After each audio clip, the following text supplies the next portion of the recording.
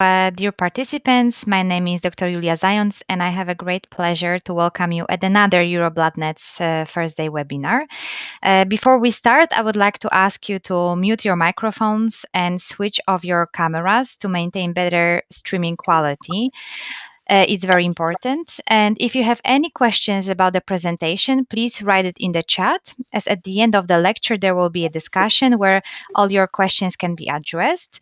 Dear audience, please welcome with me today's speaker, Professor Patricia Aguilar Martínez, who is leading today a session on genetic counseling of hemophilia. Professor Dr. Patricia Martínez specialized in genetics and molecular biology of hemophilia and hemoglobinopathy. She's a consultant in genetic counseling for hereditary hematological disorders, particularly hemophilia, hemoglobinopathies, and inherited iron disorders. She's currently a professor of hematology at the Faculty of Medicine of Montpellier and head of the Department of Hematological Biology at Montpellier University Hospital. Professor Aguilar Martínez is the coordinator of the Reference Center on Rare Red Cell and Iron Disorders at Montpellier Teaching Hospital. This department is also a center of expertise on rare coagulation disorders. Moreover, Professor Aguilar Martínez has participated as a work package leader on education and training in several European networks projects, for example, ENERCA, and she's currently a member of the European Reference Network in Hematology EuroBloodNet and one of the coordinators of the transversal field of action on education and training. Recently, the department of Professor Aguilar Martínez was designated as a WHO collaborating center for the global prevention and management of genetic disorders in hematology. Professor Aguilar Martínez, the floor is yours. So thank you very much, Julia. I'm very pleased to be here this afternoon to share with you my own experience on genetic counseling of hemophilia. I have not seen all the name of the participants, but perhaps some of you who already know me are surprised to see me in this kind of topic, because I usually and now I'm mostly involved in red cell and iron disorders. But I used to work in the field of hemophilia a long time ago when I started my PhD thesis. And when I started this PhD thesis, I realized that nobody in the area was dealing with genetic counseling for patients. And as I was also responsible for the molecular diagnosis of hemophilia, I started this genetic counseling, and I was trained for this. And I have been doing genetic counseling of hemophilia since that time. So in this, after this short introduction, I will, this is what we are going to talk about during the next minutes. We are going to see what is heredity in hemophilia, what is genetic counseling, and what is the consultation of genetic counseling in the field of hemophilia. And we will finish with a few words about prenatal diagnosis and pre-implantation genetic diagnosis. So, hemophilia, as all of you know, is a rare hereditary bleeding disorder, hemophilia A being the most prevalent, with an incidence of 1 out of 5,000 male births. Hemophilia B being rarer, with an incidence of 1 out of 25,000 or 30,000 male births. So this is a disorder with 2 genes, 2 different proteins, but nearly the same clinical manifestations and genetic transmission, but with some difference. I will not go into this because I have put a reference of a recent paper showing the molecular and clinical similarity and differences between both disorders, which has been published in Hematologica in 2019. So hemophilia, dealing with heredity, is either for hemophilia A or B, an X-linked transmitted affection with because the genes are located here on the X chromosome, and as all the X-linked disorders, males are supposed to be affected and females supposed to be carriers. But we will see that it is not so simple, and we will focus on the problem of carriers. I have chosen here some events that I consider, for my part, as very important in the field of genetic of hemophilia, and especially in the field of genetic counseling. As you can see, hemophilia was recognized as a genetic disorder in the 19th century. And in the years 1980, it was the genes responsible for hemophilia A and B were described. One major progress in the field of hemophilia was the discovery in 1993 of the main mechanism responsible for hemophilia A. I am speaking, of course, of the inversion of intron 22 of the factor A gene, which is responsible for severe forms of hemophilia A. And then in the field of genetic counseling, something very important also was the description and the possibility to apply to patients the determination of fetal sex on maternal blood in the years 1997. And then in the more recent days, the application of gene therapy to hemophilia, and also the possibility to make accurate diagnosis using next generation sequencing. So now focusing on genetic counseling itself, the definition of genetic counseling given by WHO is a process through which knowledge about the genetic aspect of illnesses is shared by trained professionals with those who are at increased risk of either having a heritable disorder or of passing it on to their unborn offspring. Using this definition, the main indications of genetic counseling of hemophilia are the identification of the carrier status for women or girls, request for information on the disorder and its consequences for the offspring, which can be requested by both men or women. A prenatal diagnosis, which can be requested by a couple or often by women. Prenatal genetic diagnosis. So when you see a patient for the first time for genetic counseling in hemophilia, you have to go through a process which is important to follow in order not to forget something important. So the first thing is to evaluate the type of hemophilia. Is it hemophilia A or B? And the clinical severity. But you also have to be sure that it is truly hemophilia, that it is not another bleeding disorder. And for this, you have to have documents, results, medical results, and to ensure that you are truly dealing with hemophilia. This is the first important step. Then we have to draw the pedigree. Here in the right, you have a pedigree of an hemophilia family, and the consultant can be one of these women, for example. And with this, you will be able to evaluate the risk of the consultant.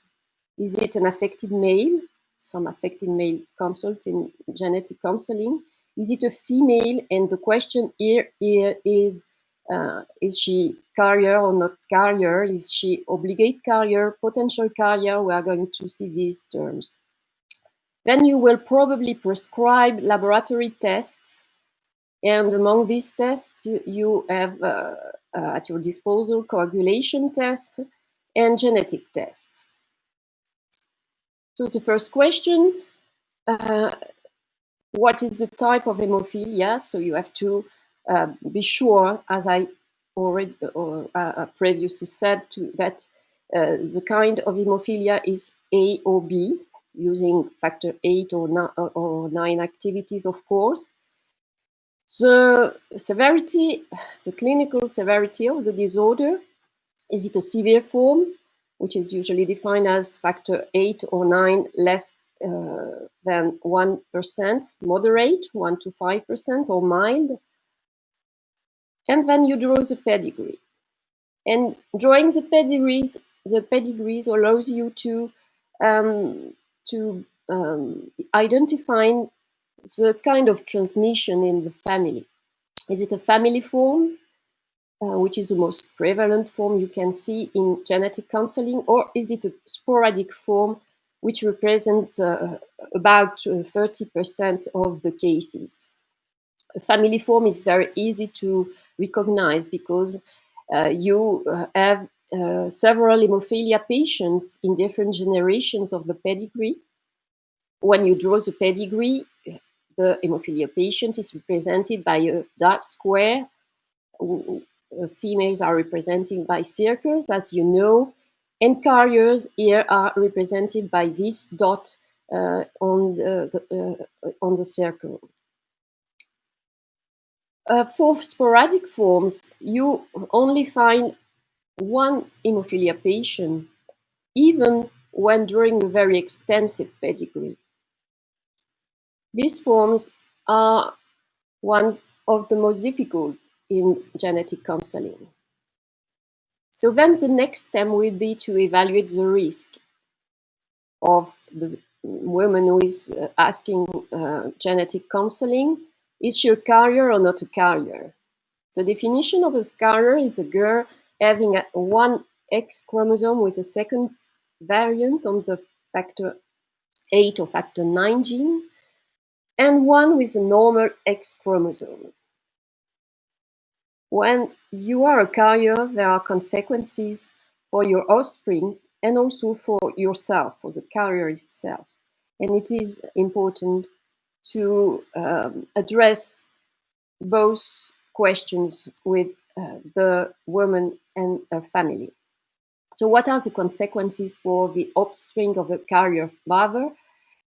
It is, as we have said, an X-linked disorders, and this carrier has a 50% risk of having an affected male and 50% of risk of having a carrier female. Then the question that we have to ask is this carrier obligate carrier or potential carrier? An obligate carrier is a woman having at least 2 sons with hemophilia, or having a son and a close family member with hemophilia, such as an uncle, grandfather, nephew, brother, or first male cousin. And we do not have to forget this, all the daughters of an hemophilia patient. So if your father is an hemophilia patient, you are an obligate carrier, provided, of course, and this has to be always in mind for the genetic counselor, that the father is really the father. A potential carrier is a woman having only one son with hemophilia, the sister of an hemophilia patient, the aunt or cousin of an hemophilia patient on the maternal side. And we have to focus a little bit on the sporadic forms of hemophilia, and I already said that it was difficult, the diagnosis of carriers, the most difficult in those forms, because the mother of a hemophilia in a family in a sporadic form can be a carrier if the disorder has arisen in the gonad of the mother. In that case, she is a carrier. And if the problem arose in only for this son, she is not a carrier. And this is the case in 30% of cases. Next, we have to address the consequences for the hemophilia carrier. And the consequences can be from the total absence of clinical manifestations until a phenotype of hemophilia, with the main risk being, of course, on surgery and delivery. But some hemophilia carriers have really a phenotype of hemophilia patient. When can we find females with a phenotype of hemophilia? There are some anecdotal situations such as Turner syndrome, which, as you know, is the presence of only one X chromosome. In that case, if this X chromosome is affected with hemophilia, the women will, of course, have a phenotype of hemophilia, there is also the possibility, which is exceptional, of course, but has been described in literature, to have two X chromosomes with mutated factor 8 or 9 genes, or both. But the most frequent situation for females with a phenotype of hemophilia is to have screwed X inactivation, the situation where in a female the normal X chromosome is preferentially inactivated in her cells and the mutated one is expressed. The next step will be to use laboratory tests in order to precise the carrier's diagnosis. The diagnosis of hemophilia in hemophilia patients is mainly based on clinic and biology. Genetics have a role, but it's easy to diagnose hemophilia with only clinic and biology. It is not the case for carriers, because clinic can be positive or not, and as is also the case for coagulation tests. So genetics has an important role for the diagnosis of hemophilia carriers. And we have to explain this to patients because it's not easy for them to understand this, that you can have a normal factor 8 or factor 9 and be a carrier of hemophilia. And why is it like this? Because, for example, for factor 8, the determination of factor 8 level is not reliable for the diagnosis of carrier because it can be increased during pregnancy with estroprogestative treatments with chronic inflammation. And it can also be decreased with in patients with plasma blood group 0, where plasma factor 8 are 25% lower than in other blood groups. So only 10% of carriers are expected to have plasma factor 8 less than 35%, and most obligate female carriers have normal factor 8 levels. So this is why molecular diagnosis is important in this diagnosis, and the indications of molecular diagnosis are carrier diagnosis, but of course prenatal diagnosis when it is requested, and pre-implantation genetic diagnosis. It is also used in the hemophilia patient himself for the characterization of the genetic variant, which can help addressing the prognosis and the management of some patients. Determination of the carrier status should be done preferably before any pregnancy, after, of course, informed consent. And today, we use mainly direct molecular diagnosis using genetic variant.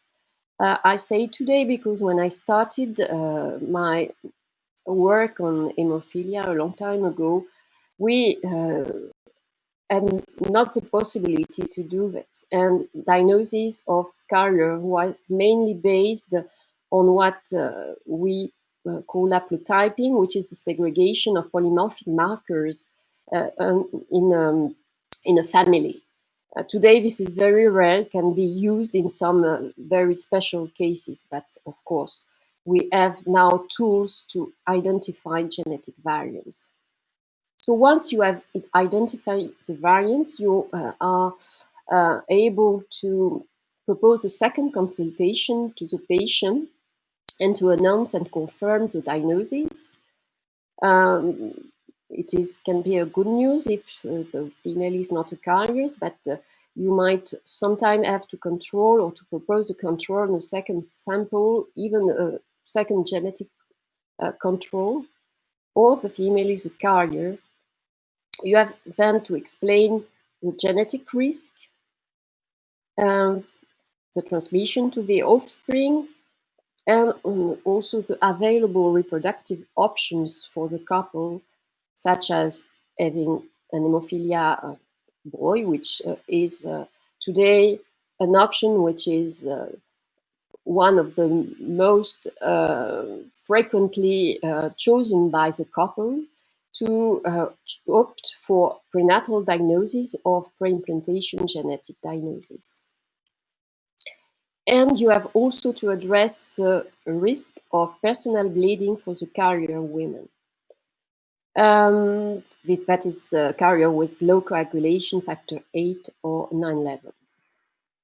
And finally, you have also to address the genetic risk of family members, of relatives, and this, of course, depends on regulation, on national regulations. But for example, in my country, in France, there is a regulation which made mandatory for the person who have a genetic diagnosis showing that they are a carrier of a genetic disease to inform all their family members who can benefit from this information.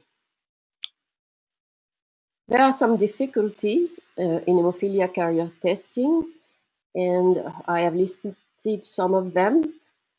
Testing children and adolescents depends on the national regulation here also, but there are international recommendations about this. In most cases, children are not tested, at least genetically, but they can benefit from coagulation tests, especially if they are manifesting bleedings, and this can be very useful, especially if they have to undergo surgery. So problem of adolescence is an important aspect also, because what we usually do is to test adolescents even if they have no manifestations, because this can be important. Some young women get pregnant very early, so it is important to be able to have given the right diagnosis before. I already addressed the problem of SCUDIX inactivation and of female hemophilia patients. There is something I have not spoken about until now. It is a problem of mosaicism. Mosaicism is something that has been known a long time ago, but with the development of techniques and especially of next generation sequencing, it appears that some women that to whom we have said that they were not carriers were in fact mosaics, were bearing mosaic, and we had to explain this, and it is not very easy to do so. I have not the time to go into details for this. That can be another webinar. There is also the possibility of having genetic associations of bleeding disorders, such hemophilia A and B, which is very rare, association to von Willebrand disease, which is more frequent because von Willebrand disease is has a high frequency in the general population. Also, some very rare conditions which are differential diagnoses of hemophilia, such as combined factor V and factor VIII deficiency. And also in the era of NGS, we sometimes have to explain some incidental findings, that is, the discovery of anomalies of other genes discovered during the genetic testing. To finish, just a few words about prenatal and preimplantation genetic diagnosis of hemophilia, which can be an option chosen by the couple, the woman. The indications are usually about severe hemophilia. The mother has to be, of course, a non-carrier.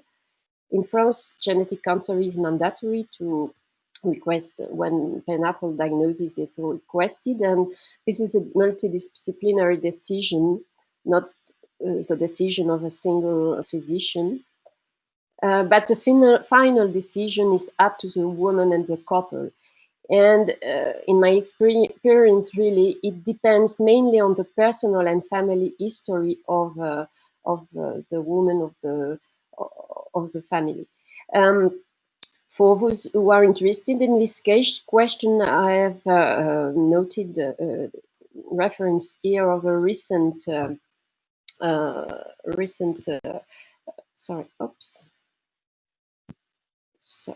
a recent paper addressing experiences and attitudes of hemophilia carriers around pregnancy. Evolution of the, I can witness that there is a very big evolution of the demand of prenatal diagnosis or preimplantation genetic diagnosis with time. This is linked to the evolution of the diagnostic strategies, of course, but also of our knowledge about genetic of hemophilia. In some countries, like in France, we have to face the terrible time of the HIV contamination, where many families and women requested prenatal diagnosis. But now the new phase of hemophilia is quite different due to therapeutic progress. We can offer patients better and safer coagulation factors, and also there is a hope of gene therapy, which has really changed the position of the families faced to prenatal diagnosis. So how do we perform prenatal diagnosis in hemophilia? There are two steps. First, the determination of the fetal sex, and then the genetic diagnosis of factor 8 or 9 defects. Coagulation factor testing is possible, but exceptional in countries where molecular diagnosis is available. To perform fetal sex determination, we have now the possibility to do this on maternal blood, which is really a progress for families. And this is done by the determination of SRI sequences in circulating fetal DNA. Karyotype can be used. PCR and chorionic villus sampling are also ultrasound examination. The strategy used for genetic diagnosis in the context of prenatal diagnosis is usually to determine the fetal sex on maternal blood after 10 weeks of amenorrhea. If it is a female, it stops, and if it is male, chorionic villus sampling can be performed, or amniotic fluid sampling. And in this sample, the determination of the mutation is done and can show if the male is affected or not affected. The molecular strategy is based on our knowledge about molecular defects in hemophilia A. As I have said, most prenatal diagnoses are performed on severe hemophilia, and we know now that intron 22 or intron 1 inversions are one of the most prevalent disorder in severe hemophilia, with 50% of the patient affected with these. Bond mutations and large genetic rearrangements represent the rest of the disorders. For hemophilia B, it's a bit easier because most of the disorders are due to point mutation. Large rearrangements are very rare. Finally, pre-implantation genetic diagnosis can be set by the patient, but we have to remind that even if this procedure is attractive, it is based on in vitro fertilization method with the biopsy of one embryo at day 3. The diagnosis is thus made on a single cell DNA, which is a really technical, very technically difficult. Transfer is made on, of course, of non-infected embryos the same day. Thus, pre-implantation genetic diagnosis uses sex determination by PCR and then the determination of the molecular variant previously identified in the family.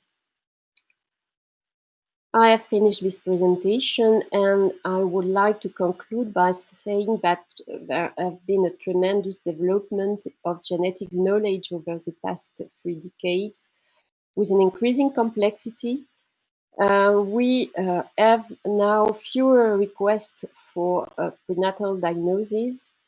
Pre-implantation genetic diagnosis remains a heavy strategy, but what is important is to the future, and the future is probably based on new therapeutic developments such as gene therapy that will probably change the future of the disorder for patients and their families. And I would like to thank all my colleagues working with me in Montpellier Hospital, especially those working in the Center of Expertise on Rare Bleeding Disorders, EuroBloodNet, of course, all my colleagues of EuroBloodNet, and you for your attention. And I am at your disposal if you have any questions. Thank you very much, Professor Aguilar Martinez, for this comprehensive presentation and very interesting one. And I would like to invite the audience to ask questions. Please write them in the chat. So please do not hesitate to write questions. It is, of course, an overview because with such limited time, we cannot go into the details of all the different aspects, so do not hesitate to ask questions on a specific aspect. I don't know if in the audience there are people who are working on genetic counseling. It can be interesting to have their experience on this subject.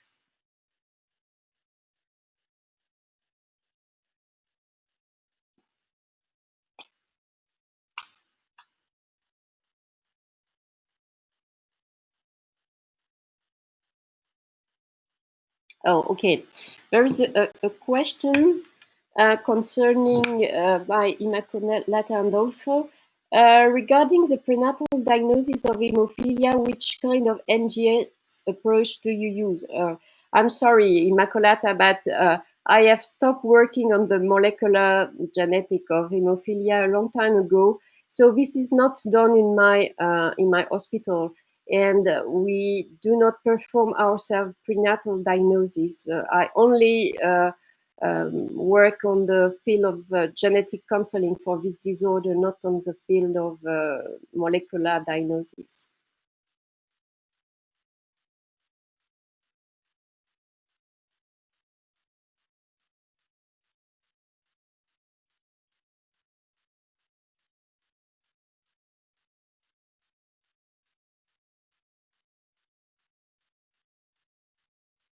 So this is a question: what is the mechanism of intron 22 inversion, and is it a variant with a founder effect? I don't know if everyone here is familiar with the mechanism of intron 22 inversion. Of course, it is something that we have some time to address, not in detail, but we have to address with patients.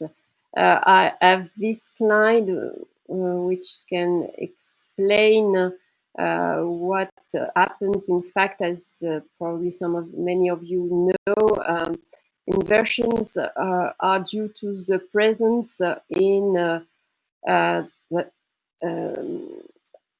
X chromosome of sequences which are homologous to a sequence which is present in intron 22 of the factor A gene.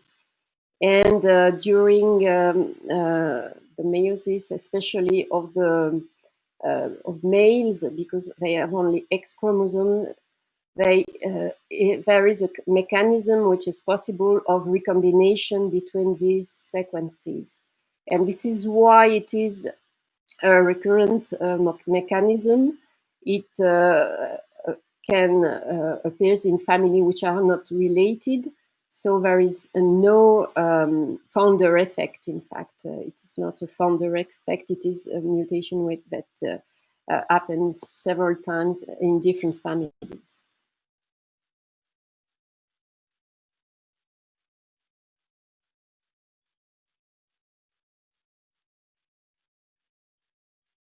Any other question?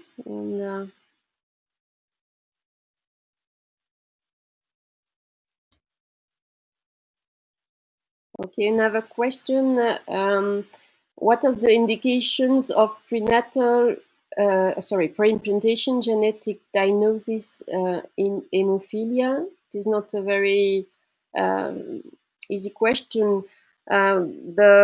Usually pre-implantation genetic diagnosis is requested by families with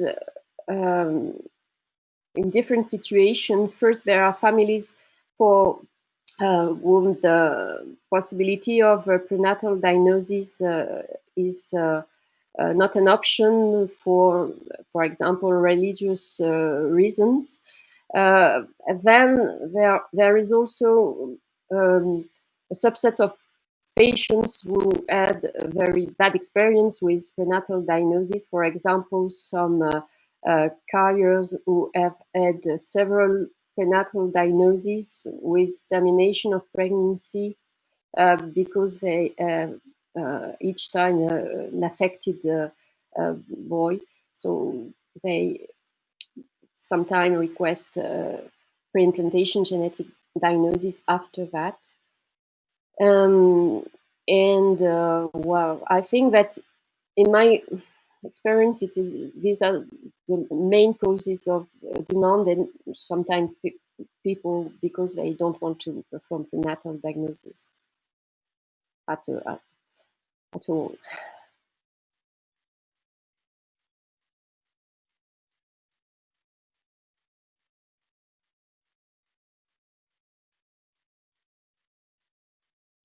So there is another question. Is it mandatory to check molecular mutation with every carrier, even when we know the mutation in children? Sorry, but I'm not sure to understand the question.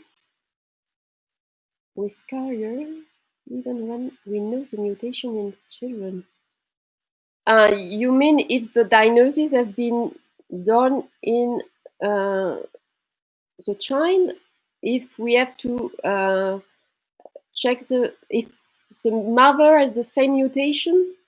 Is it a question? I don't know who has asked this question. Can you perhaps explain?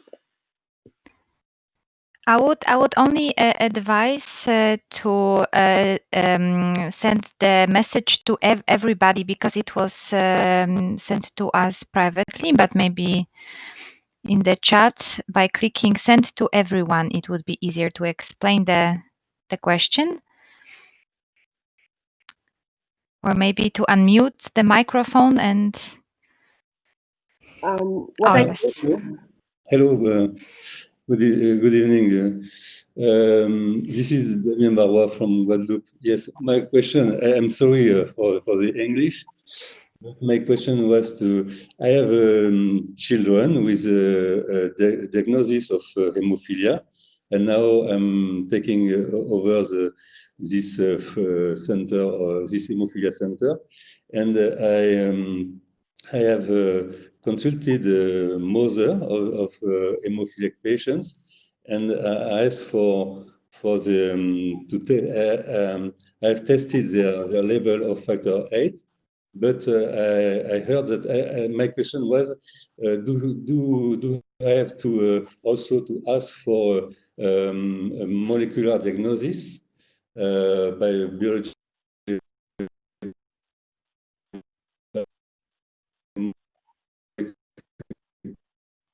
molecule in order to if the miss say the same, or she the carrier is a real carrier of hemophilia. Yes, thank you understand? for the question. Well, it depends on what she's requested. If she, in fact, we usually make the diagnosis also in the mother, even if the mutation is already known in the boy, and but it is not. If the question is to be sure that she's a carrier, it is important for her because she has she will probably have other pregnancies, and we have to be sure that she is a carrier and not is a case I have shown where in a sporadic case the mother is not a carrier. It can happen.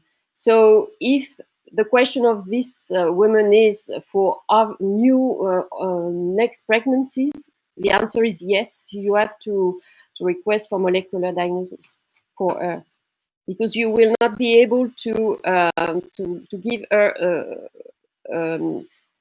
a final diagnosis of carrier or not carrier. Do I have answered your question or not? I think so. Thank you.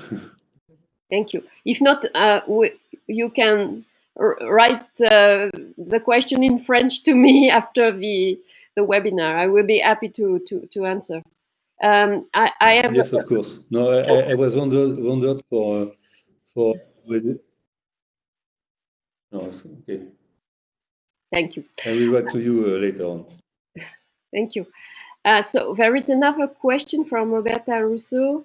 My question is what is the frequency of symptomatic carrier females? The frequencies is around 10%, but depends on the studies. Female carriers can be very, and it depends what you on what level of factor 8 or 9 is taken into account, or if you take into account the presence of bleeding manifestations. So usually the level is around 10% of really symptomatic female carriers.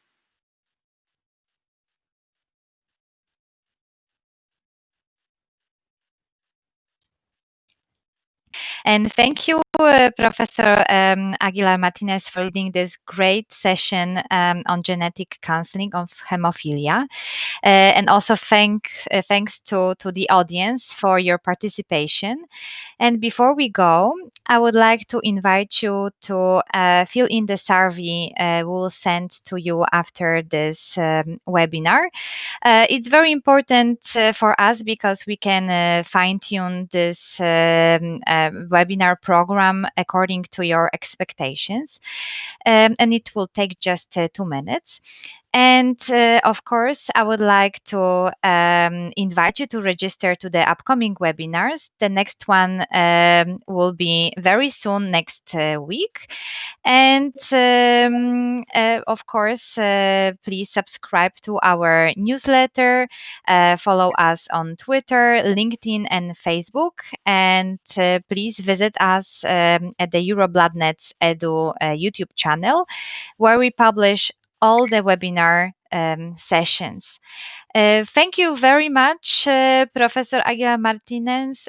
Thank you to everybody, and see you next time.